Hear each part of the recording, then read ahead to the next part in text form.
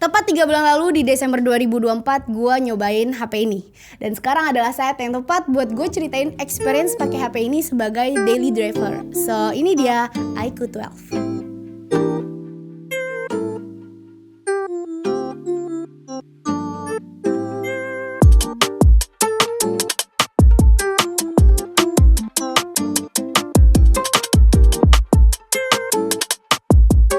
Hal pertama yang menarik perhatian gue dengan HP ini adalah warnanya yang clean putih gini, alias Legend. Dengan pola garis 3 warna khas M3, terus warna lainnya ada hitam yang mereka namain Alpha.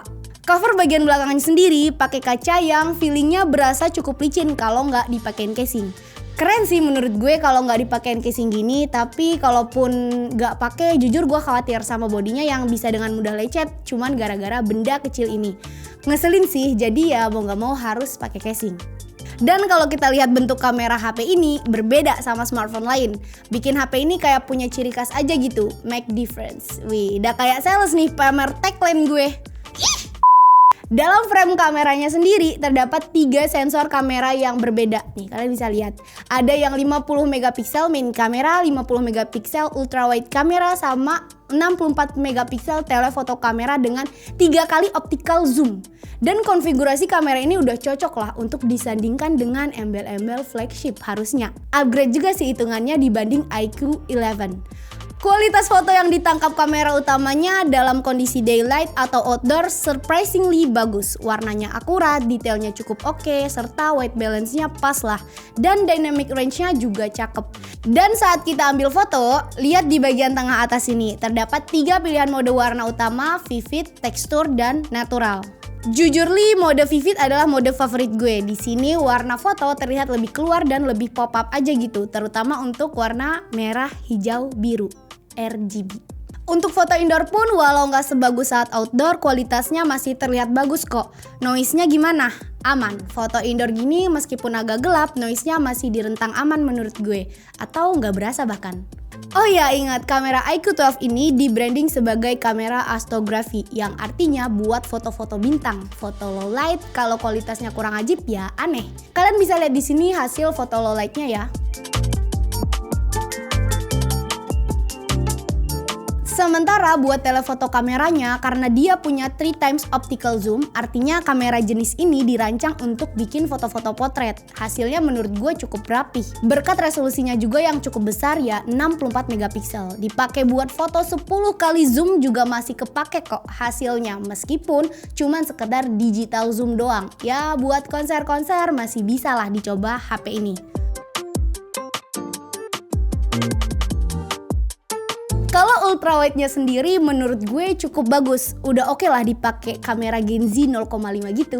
Untuk bagian perekaman video, emang si HP ini udah support perekaman sampai 8K. Cuman yang jadi notes adalah kalau kalian record video ini di resolusi mentok gini, stabilizernya nggak bekerja. Jadi kalau rekam di resolusi ini, saran gue pakai stabilizer atau ya minimal tripod. Biar lebih stabil dan smooth aja kelihatannya. Gue sih prefer untuk record di 4K aja karena lebih stabil dan harusnya bakal lebih kepake hasilnya. Ini pakai 0,6 video kamera belakang.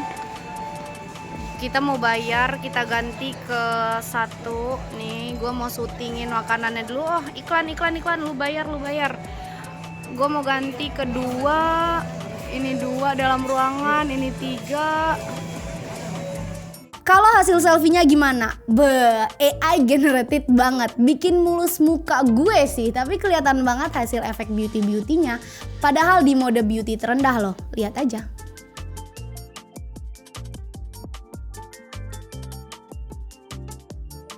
HP ini punya layar 6,78 inch dengan resolusi layar 2800 x 1260p alias 1.5K, LTPO AMOLED, 144Hz support HDR10+ dengan tingkat brightness up to 3000 nits. Buat dipakai nonton, gaming, enak pol, nyaman. Nah, buat yang belum tahu, di tahun lalu iQOO 12 ini jadi smartphone pertama yang pakai SoC Snapdragon 8 Gen 3 di Indonesia, nyalip si Xiaomi atau Samsung yang biasanya duluan. Hasil benchmarknya gimana? Tembus 2 jutaan. Nah, dipakai activity apapun ya the best lah experience-nya. Nyaman, set ya, semua game dilibas sama HP ini. Pokoknya mau main Genshin, Call of Duty Mobile, Car Street X, bahkan nyaman dimainin sama smartphone Boxy satu ini. Bukan sekedar playable lah, yang beneran nyaman. FYI, iQ12 ini juga dibekali sebuah custom chip yang dinamain Super Computing Chip Q1 yang dibekali fitur game super frame rate yang bikin game-game 60, 120 fps bisa jalan di 144 Hz. Contoh kayak Genshin Impact, Mobile Legends, atau bahkan PUBG dengan memanfaatkan teknologi frame interpolation. Yang penasaran apa itu frame interpolation dan cara kerjanya, kalian bisa cek videonya di Clean Sound Studio. Dia ada bahas detail soal frame interpolation tuh. Nah, selain itu ada 3 fitur utama lain berkat kehadiran Super Computing Chip Q1 ini. Pertama, ada game Super Touch Control yang bikin layar HP ini tetap responsif walau tangan atau jari kita basah kena keringat. Ada juga game Display Enhancement yang bikin gambarnya makin tajam. Yang ketiga ada game Super Resolution yang bertugas untuk improve image quality, naikin kontras dan naikin sharpness, yang sebenarnya ini fitur nggak terlalu berasa langsung sih efeknya saat gue pakai nih HP. Oke, buat dipakai game gimana? Apakah panas? Secara kan performanya benar-benar buas, resolusinya tinggi, tingkat brightness-nya juga go to the moon alias tinggi banget. Sejauh ini jujur berasa lumayan panas di tangan walaupun secara angka nggak begitu tinggi. Ya kisaran 45-47 derajat Celcius, tapi menurut gue ini cukup berasa hot kalau di tangan, apalagi kalau kalian nggak pakai casing HP. Daya tahan baterainya gimana? Kalau buat penggunaan harian dari pagi sampai sore ya cukup lah 12 jaman. Masih nyisa sekitar 10%. Itu kalau penggunaan harian normal ya, kayak sosmed, sesekali gaming, dipakai kerja, buat pakai ngetik, nulis skrip, atau cek-cek kerjaan lain. Itu untuk harian. Kalau di benchmark Synthetic PC Mark 10 gimana? Sekitar 13 jam penggunaan sih. Ya beda tipis-tipis sih. Dan menariknya lagi, di paket pembelian iQ12 ini nggak kasih charger yang nanggung. Adapternya support pengisian fast charging 120 watt. Cepet banget isi baterai dari 0 ke 100 cuman 30 menit. Untuk harga, smartphone ini dijual dengan harga mulai dari 11 jutaan rupiah. Dan selang 3 bulan setelah perilisannya, gue masih cukup merekomendasikan smartphone flagship ala iQ12 ini.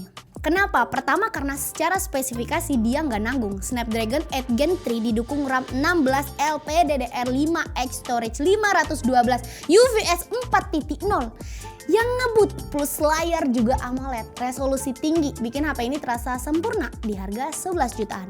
Selain itu, dia juga bawa kamera periskop telefoto yang hasilnya oke, bisa dipakai konser. Resolusi perekamannya juga up to 8K pula untuk kameranya. Dan gaming performance-nya juga mantap. Semua game bisa dihajar HP ini, ditambah lagi adanya collab antara Snapdragon 8 Gen 3 plus Super Computing Chip Q1 yang bikin experience gaming di HP ini makin maksimal. Satu lagi, secara look design ya juga nggak pasaran lah. Apalagi dengan aksen BMW gini, berasa eksklusif. Hal yang agak kurang di HP ini adalah untuk sekelas flagship, sayangnya dia belum dibekali sertifikasi IP68, jadi ya belum ada jaminan HP ini bisa dicemplungin juga ke dalam air, macam flagship brand lain kayak S24, Xiaomi 14, dan lain-lain. Mungkin sampai sini review iQ12 kali ini. Jangan lupa like, share, and subscribe sebagai bentuk dukungan untuk kami. Kunjungi juga pmchannel.com biar kalian selalu paling up to date soal perteknologian duniawi. Follow sosial media kami di kolom deskripsi. Sekian dulu, gue Rias. Bye-bye, sampai jumpa di video selanjutnya. Dah.